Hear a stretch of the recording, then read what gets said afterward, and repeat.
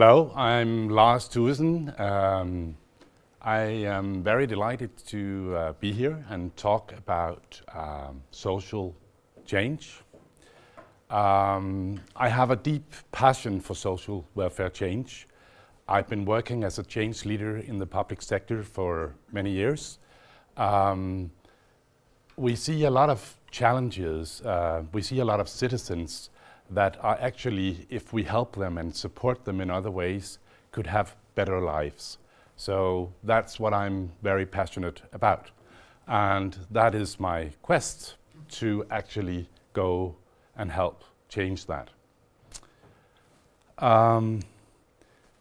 We are facing in our world a lot of wicked social welfare changes, and I will just be able to mention a few. We are struggling with lowering constraints within the psychiatric field, within the psychiatric hospitals. We are struggling with inmates not reoffending when they get out of the prison system. We are struggling with juveniles not dropping out of schools. And there are a lot of other social wicked issues that we need to deal with. And there are many very good people that deal with that, and they try to do their best, but we are not very successful.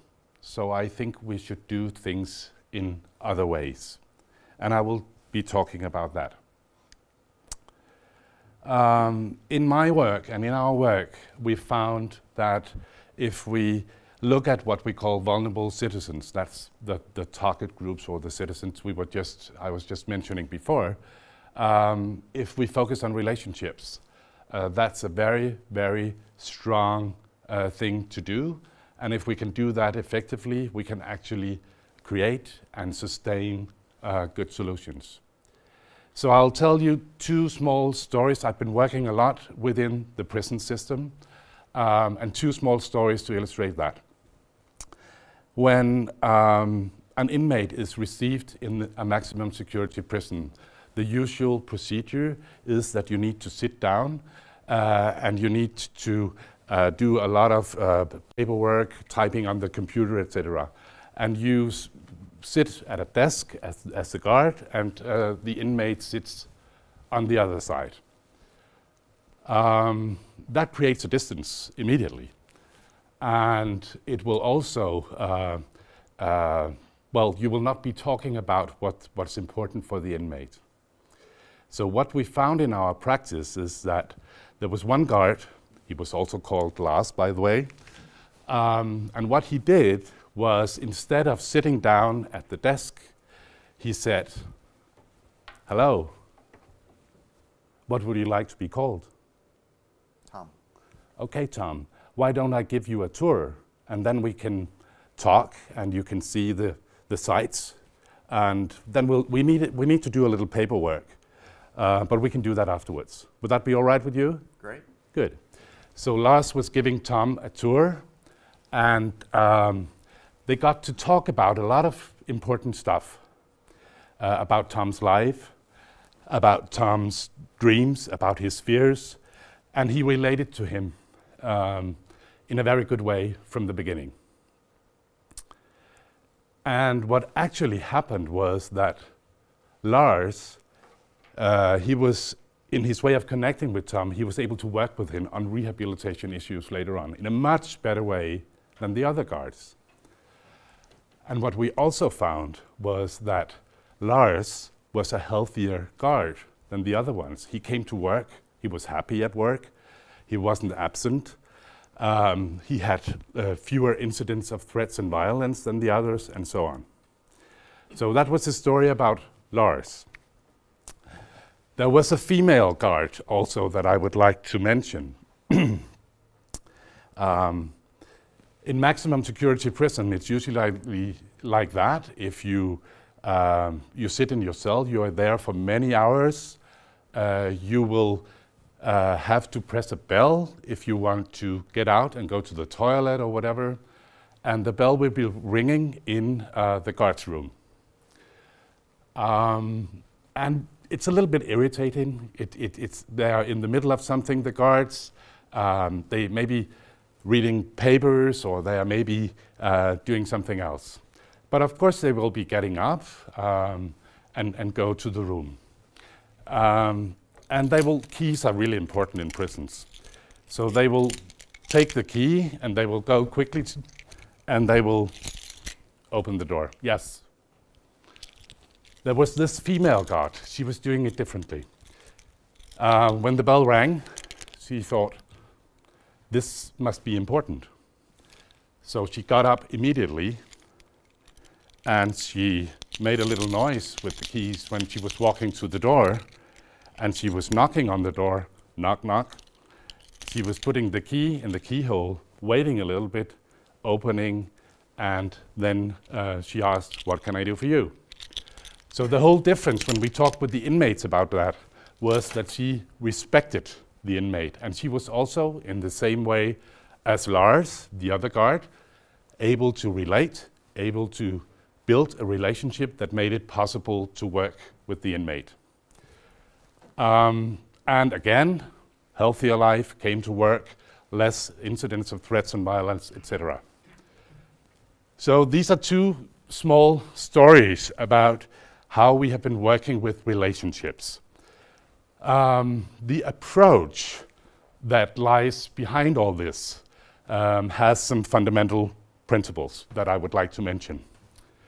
So one is that we are looking for people who are performing better than others.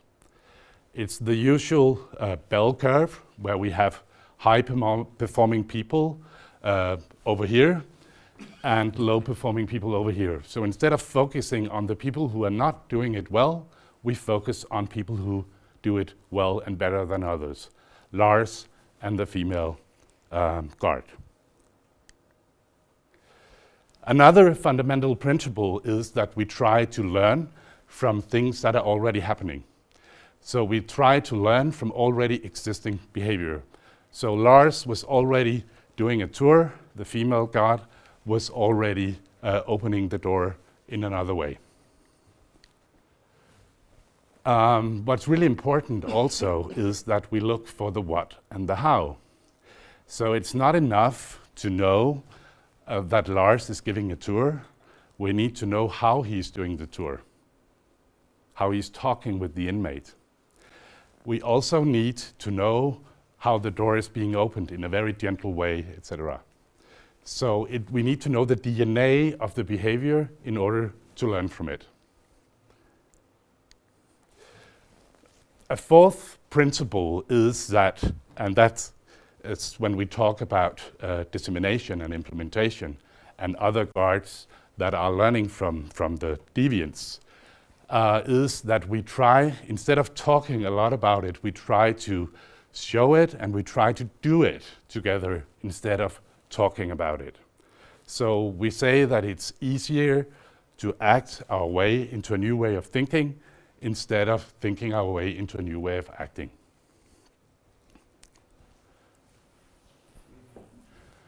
A fifth principle is that very often we talk about grandiose things.